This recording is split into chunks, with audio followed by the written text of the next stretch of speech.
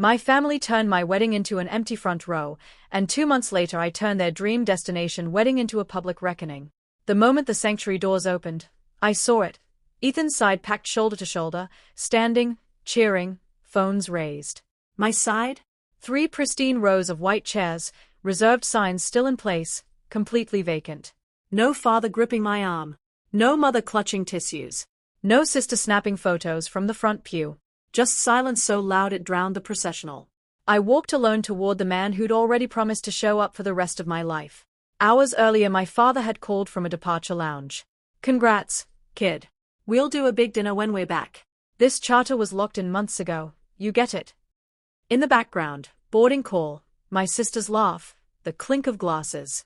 Her last text arrived while I was zipping my dress. A selfie, turquoise waves behind her, toes in sand. Maldives magic. Sorry we're missing the big day. Send pics.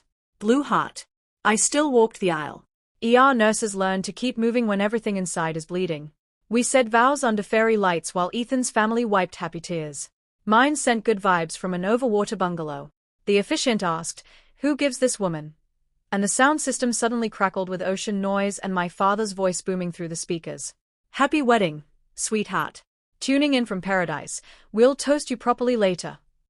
My sister's face filled the projector screen, bikini top, mimosa raised. Love you, sis. Beach life, stress life. Post the dress pics. Someone gasped.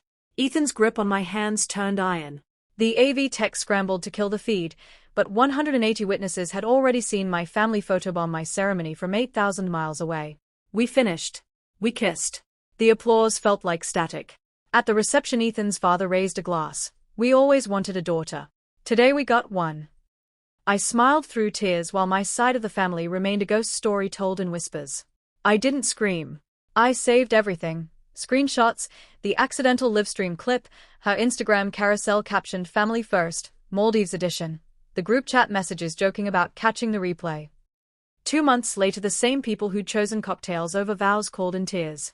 Chloe was engaged. Proposal on that same beach.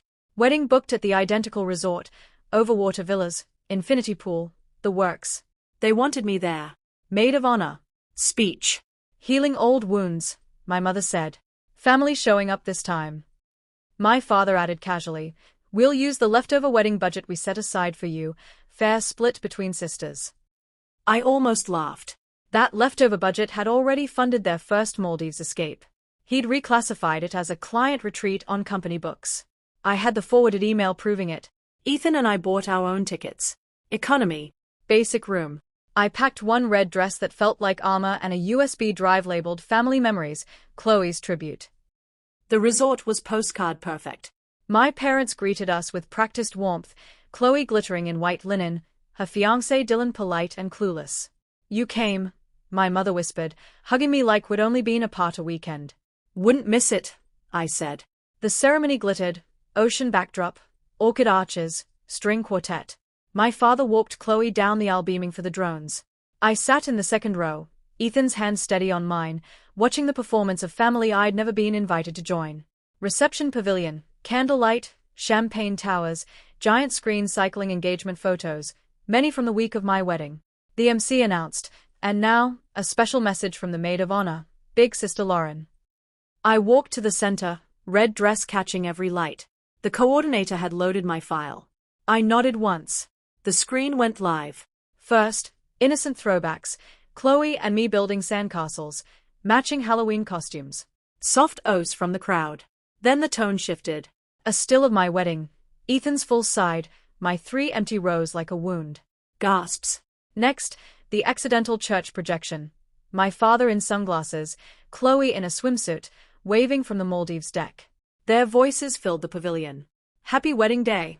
We'll celebrate when things calm down here. Silence turned electric. I spoke quietly. 2 months ago I married the man who actually shows up. My family chose this resort instead. They turned my ceremony into content. And they paid for it by redirecting the wedding contribution my father promised me, reclassified as a business expense. I'll make it up to her later, the email said. The screen split, his TV ad, Mitchell Homes, building families, building legacies, beside the redacted expense line. Chloe's face drained of color. My father stood, chair scraping. Lauren, stop this. Now. I met his eyes. You made your brand public. I'm just reading the fine print. Dylan rose slowly. Is this true? He asked Chloe. You skipped her wedding. For this? And used her money? She stammered. It was timing. She said she understood. I never said that, I replied. I said I was hurt. You called me dramatic. Two of my father's longtime clients stood, faces hard. We'll speak Monday, Robert. They left. Others followed. I turned back to the room. I spent 29 years believing family meant swallowing disappointment so everyone else could shine. Tonight I learned family means people who choose you, even when it's inconvenient. Dylan, you seem kind. I hope you get the version of Chloe that shows up. Because the one I got never did.